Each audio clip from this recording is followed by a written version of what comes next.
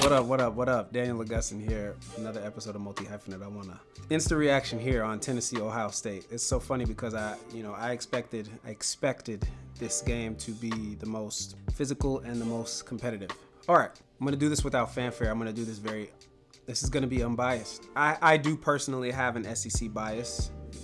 My favorite team is in the SEC, as well as I've studied the conference for years, so I see that conference as a very physical conference. But let's say this. Let's just get this out, right? So Ohio State beat the shit out of Tennessee, right? Let's put that out on the table. They beat the shit out of them. Tennessee is a very good team in the SEC conference. Very good. They have a lot to work on to be their best. They are not the best team in the SEC by far.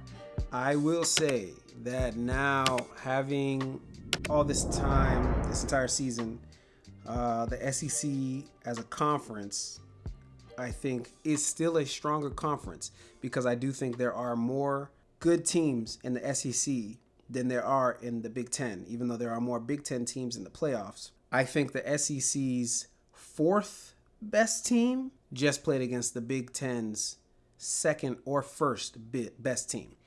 Ohio State, they got all the pieces to be the best team in the Big Ten. It's no question. It was really always a matter of the coaching and how the coaches prepare their athletes to go out on the field and do what they need to do. When Ohio State played against Michigan a week or 2 weeks ago, I think that was 2 weeks ago, they did not have the right game plan. They did not come into that game like, we're going to beat you with our best pieces.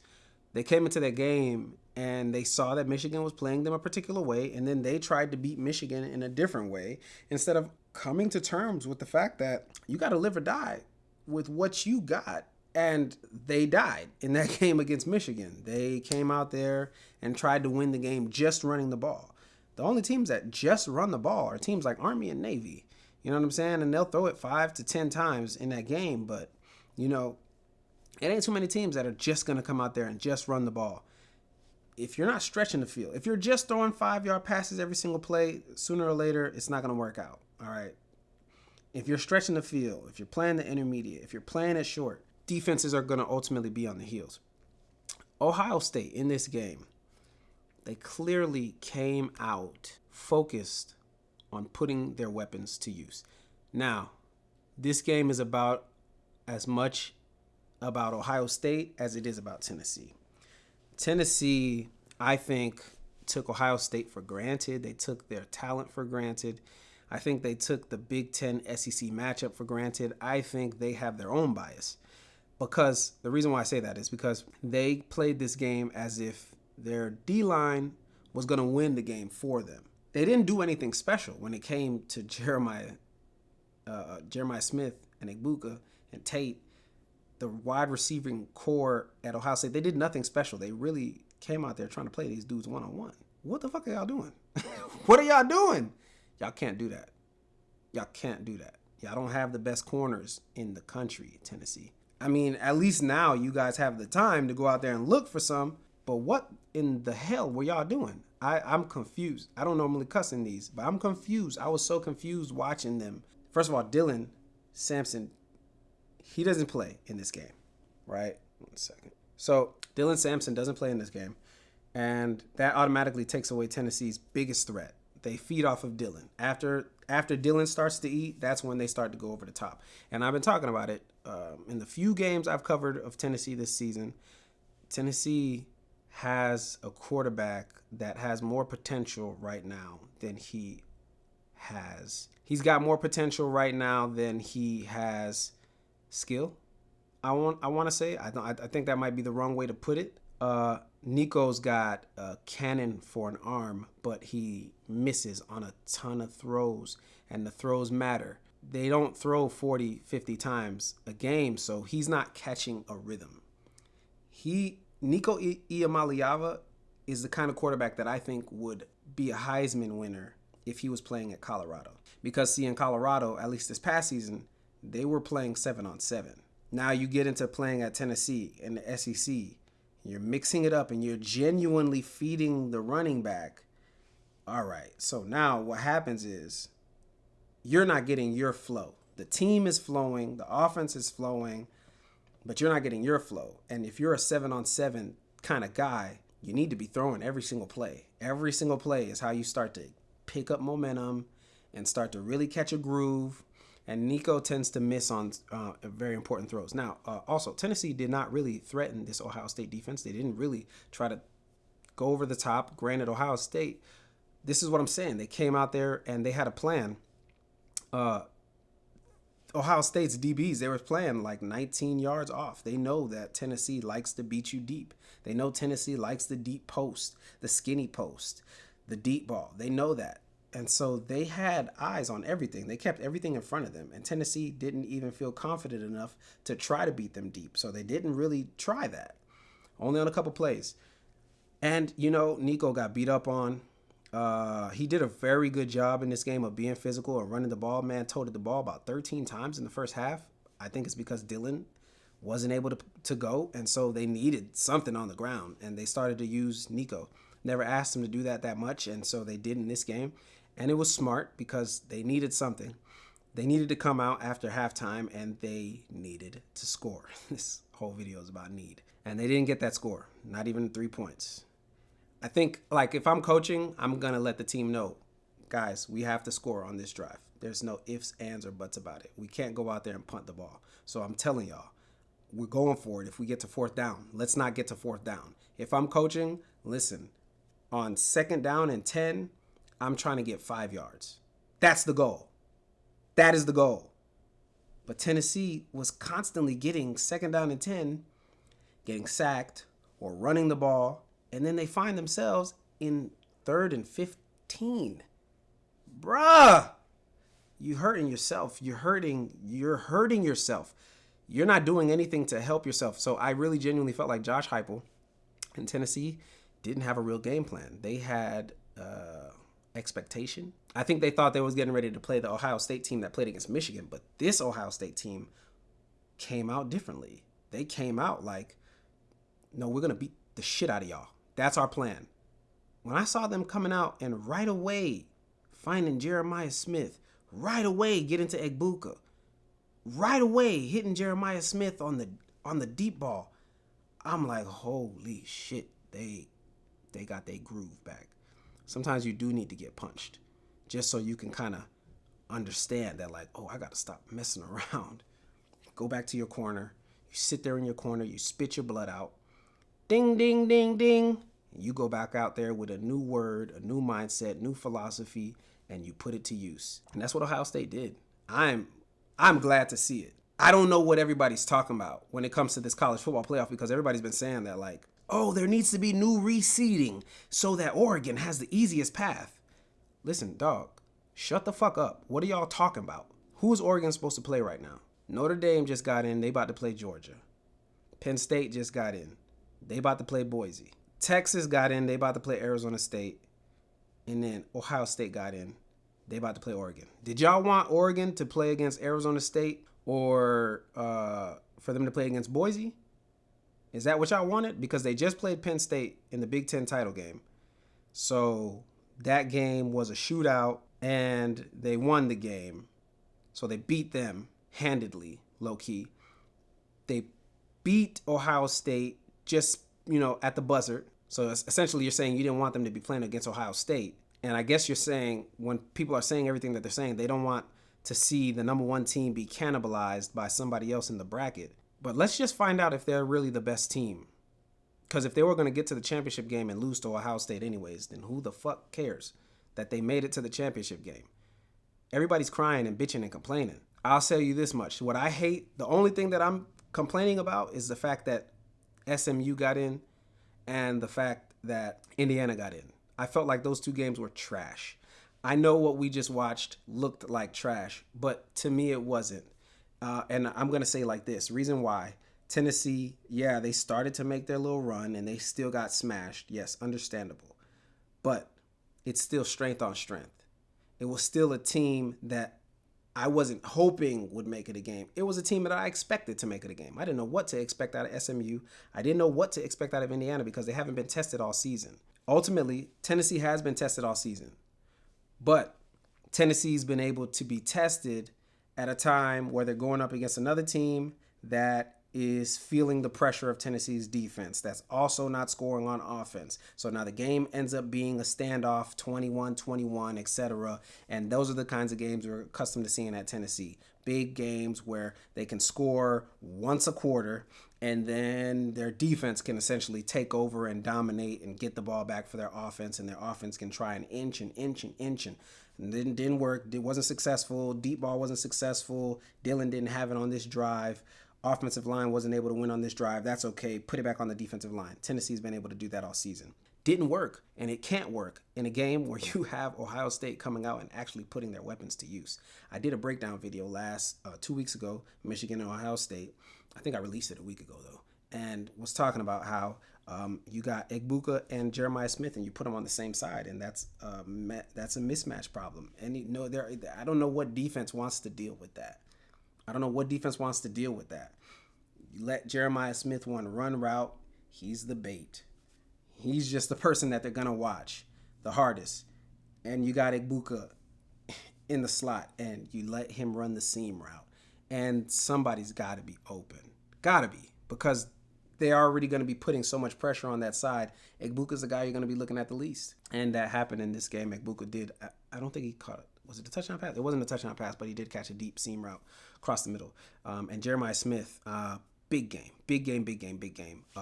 Let me see if I can pull up his numbers right now. Jeremiah Smith, big game. He had 6 grabs, 103 yards, averaged 17 yards every time he touched the rock. 2 tutties. And they put his talents to use. He's fast. He's explosive. He's got great hands. He can jump over you. He can run by you. He can occupy you with one arm while he catches it with the other. And they weren't doing that against Michigan. Against Michigan, he never had one deep ball thrown to him. Caught one in the red zone that they probably could have called back if they wanted to, but they didn't. And aside from that, there were no big targets for him. And I also want to say Will Howard played a hell of a game in this one. I feel like they prepared him in this game. That last one, I talked about it in the video. It was the Thanksgiving weekend. I think it was hard for those guys to really come out there and play well, and I don't think anybody wants to talk about that in any video. I don't think anybody wants to say or bring up Thanksgiving like it's an issue. But I guarantee next season, come Thanksgiving time, Ryan Day and them, they're going to do something completely different. They're not going to let those guys do whatever the hell they did. They're not going to talk about it. As far as I'm concerned, I haven't seen anything about anything when it comes to Ohio State and what they did for Thanksgiving. I don't think they're going to talk about it. I don't think they're going to do whatever they did this year, next year, because that's how they ended up losing to Michigan. They weren't ready, and they didn't prepare for that game, and I think Thanksgiving had a lot to do with it. And I think their ego and their ranking, all of that went into it. Anyways, in this game, quick rundown, right? Ohio State, 473 total yards of offense. Tennessee had 256. Ohio State almost doubled the total yards on offense. They tripled the passing yards. Ohio State with 317 passing yards to Tennessee's 104. That's insane. Will Howard tripled Nico Iamaleava's production in the air. That's insane. You can't win. Nobody will win like this. And I think that Nico is very talented, but he's a lot more promise than he is prepared. He's raw. He's not yet totally just marinated. The game is lacking a little something. He's slick. He's got a cannon, like I said, but he misses on a ton of important throws. A ton of them. It's okay to miss every now and again. It's all right, especially if you're under pressure. But man, he misses on a ton of throws. I mean, one of my favorite people to watch right now is DJ Lagway. And one of the things you can say about Lagway, I mean, he's been showing it tape after tape after tape, play after play after play. There have been plays where people are draped on this guy, man. And he's breaking the tackle while people are pulling on him and making the throw. I'm talking about completing the throw, a great throw, a first down throw, 15 yards down the field, big play. And Nico, even without pressure, misses these throws.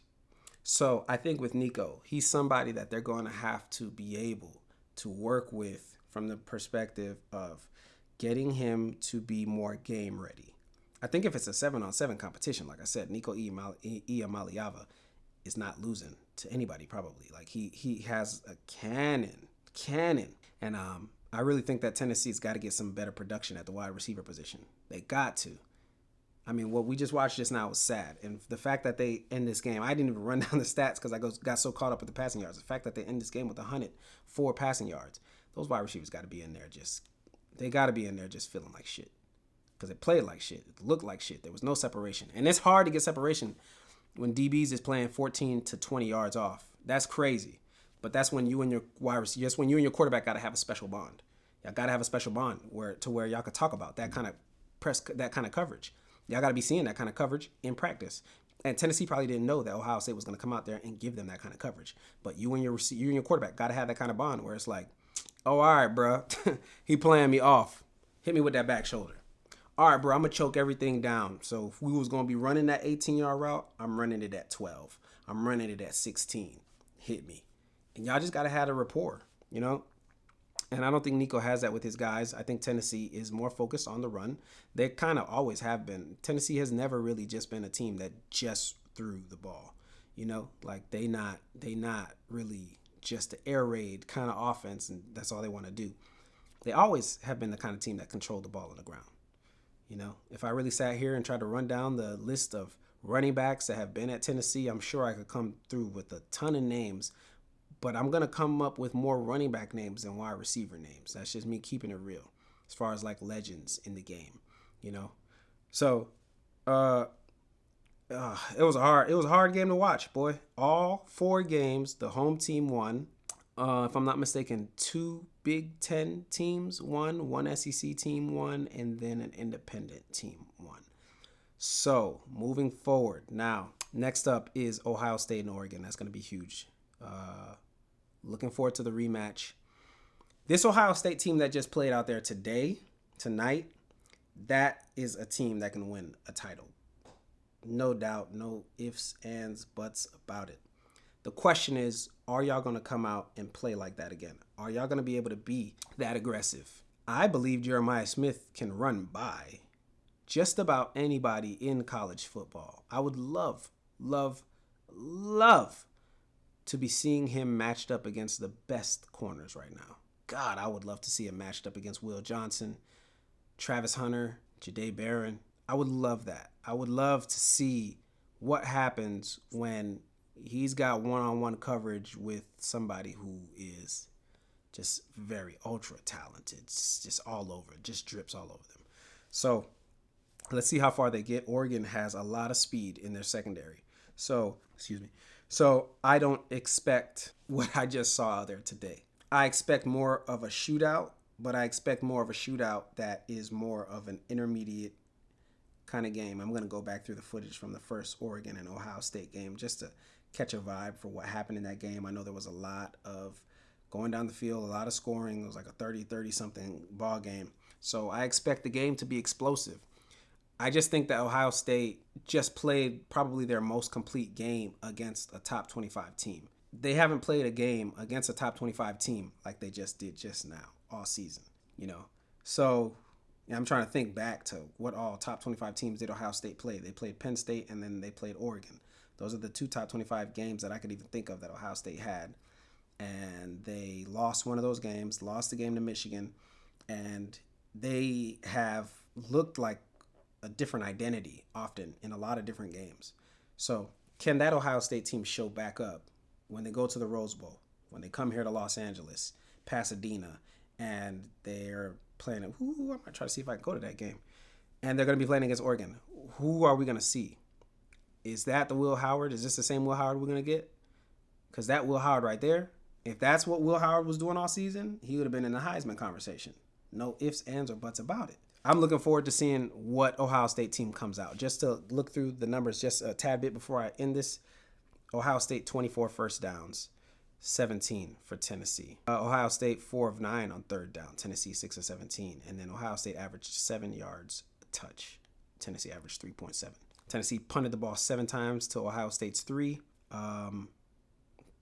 Ohio State had the only turnover, but they possessed the ball for 33 minutes to Tennessee's 27. And again, they just came out this game like they genuinely had an idea for what their identity was going to be, and they executed it. And it worked because Tennessee came out here with this ego and this mindset that they were really going to guard these wide receivers one-on-one. Why? Michigan just played them 2 weeks ago, and Michigan literally just put it out on tape how to beat them. Michigan just had it on tape. Jeremiah Smith had like 50-something yards. And now in this game, he had 2 tutties, 100 yards, 6 grabs. I mean, this was a freshman going up and down the field on Tennessee, SEC defense. That was special to watch. I'm not a Tennessee fan. Just because I like the SEC doesn't mean I needed Tennessee to win. I wanted good ball this whole week. Scrap the good ball out of this whole week. Every game was a wash. Tennessee and Clemson was the best game, but Texas had control the entire game. You could see it all through the first and second quarter, especially the second quarter. But I do appreciate college football even having this platform because we're not done. Now I got the quarterfinals, and the quarterfinal games are special. Georgia, Notre Dame, even Boise, Penn State. That game's got some je ne sais quoi to it, you dig? Tennessee, Ohio State, Oregon, special. And Texas, Arizona State. I really like Arizona State. Like, I'm a big fan. I don't know that they're going to get this dub, specifically, like I said in the other video, because Jordan Tyson's not around. Nevertheless, listen, good week of football. I'll still give it its just due. Very special. Looking forward to next week. I'm very grateful that there's another 4 games of college football playoffs. Round 2, fight. Let's get something special going. Let's get something good going. I wholeheartedly believe that if there are any blowouts, it'll only really be in 2 of the games. Only about 2 of the games. So, yeah, I'm good here. I'm good. I'm going to go ahead and call it a good week of football. Glad it's back. I watched that Army-Navy game, but I don't want to see another week of college football where that's all we got. So I'm very grateful. I'll say this, though. If you got to this part of the video, man, I appreciate you. Thank you so much. And would appreciate it even more if you messed around and decided to hit that subscribe button right now.